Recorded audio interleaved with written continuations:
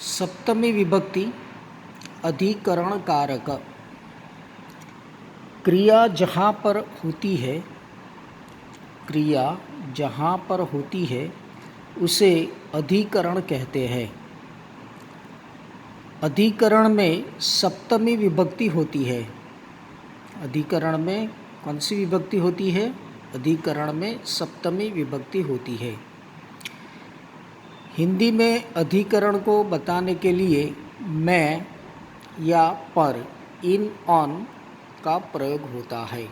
सप्तमी हिंदी में बताने के लिए अधिकरण को मैं अथवा पर का प्रयोग होता है। फिर से एक बार ध्यान रखिएगा, क्रिया जहाँ पर होती है उसे अधिकरण कहते हैं। अधिकरण में सप्तमी विभक्ति होती है। हिंदी में अधिकरण को बताने के लिए मैं या अथवा पर का प्रयोग होता है। जैसे कुछ यहाँ वाक्य दिए गए हैं आपको समझने के लिए। जैसे वृक्ष पर तो वृक्षे, वृक्ष पर तो वृक्षे, कुएं में तो कूपे। सप्तमी विभक्ति होती है। वृक्षे और कूपे सप्तमी विभक्ति एक वचन का प्रयोग है। दिन में दीने, दिन में दीने।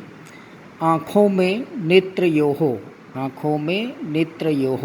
यहाँ सप्तमी विभक्ति द्विवचन का प्रयोग है क्योंकि दो आँखें होती है, इसलिए वहाँ कूप और दीन और वृक्ष एक वचन में है। नगरों में, नगरों में, नगरेषु, नगरों में, नगरेषु। यहाँ बहुवचन का प्रयोग किया गया है। नदियों में, नदीषु, नदियों में, नदीषु। पहाड़ों पर, पर्वतेषु, पहाड़ों पर, पर्वतेषु। तो यहाँ नगरेषु, नदियों में और पहाड़ों पर, तो नगरेषु, नदीषु, पर्वतेषु। तो यहाँ बहुवचन का प्रयोग है सप्तमी विभक्ति में। वृक्षे कूपे दिने, यहाँ सप्तमी विभक्ति एक वचन का प्रयोग है। आँखों में इत्युक्ते नेत्रयोः, तो यहाँ सप्तमी विभक्ति द्विवचन का प्रयोग है। तो यहाँ देखते हैं प्रथमा विभक्ति, द्वितीया, एक वचन, द्विवचन, बहुवचन, पुल्लिंग, स्त्रीलिंग और नपुंसकलिंग में।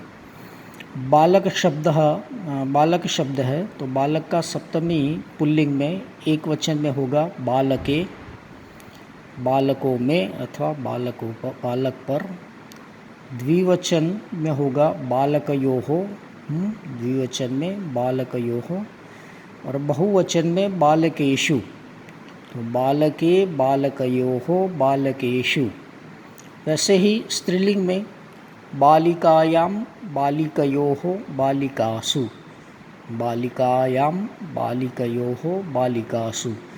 और आगे भी मैं बता चुका हूँ कि तृतीय विभक्ति से सप्तमी विभक्ति तक नपुंसकलिंग शब्द समान होते हैं। तो यहाँ जैसे बालक शब्द चलेगा वैसे ही नपुंसकलिंग शब्द लेते हैं पुस्तकम, तो पुस्तके, पुस्तकयोः, पुस्तकेषु। ठीक है, तो ये आपके सप्तमी विभक्ति के